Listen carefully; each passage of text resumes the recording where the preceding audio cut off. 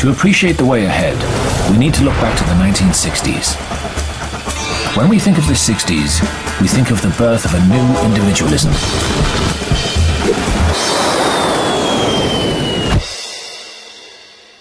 The 60s revolutionaries kicked against the social values that they'd inherited from the decade before. Throwing themselves into the unknown, they conducted radical experiments with new forms of life.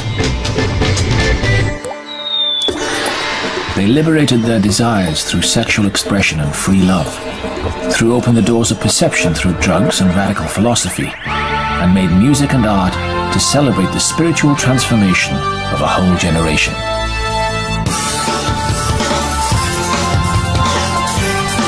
The 60s countercultural revolutionaries shrugged off the straitjacket of mass-market culture and embraced a new era of individual expression.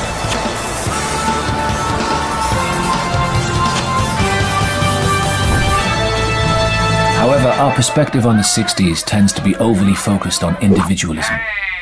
This is on account of the way that capitalism adapted itself through the 70s and 80s.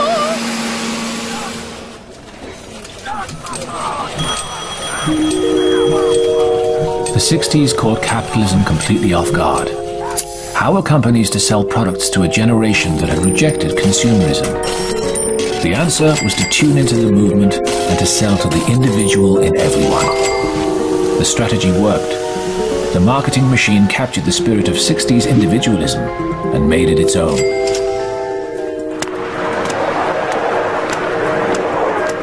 Today, this leaves us doubly compromised. On the one hand, we've become used to defining ourselves by the things we buy. Leaving ideology behind, we now derive a sense of personal identity and empowerment from the goods we purchase and consume. We've become revolutionary exponents of over-the-counter culture. Fired by the rallying cry, "Go on, break the rules, define who you are." With our sneakers.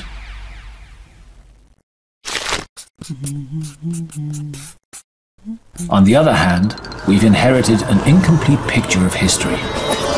Blinded by individualistic short-sightedness, we fail to see what the 60s revolution was really all about.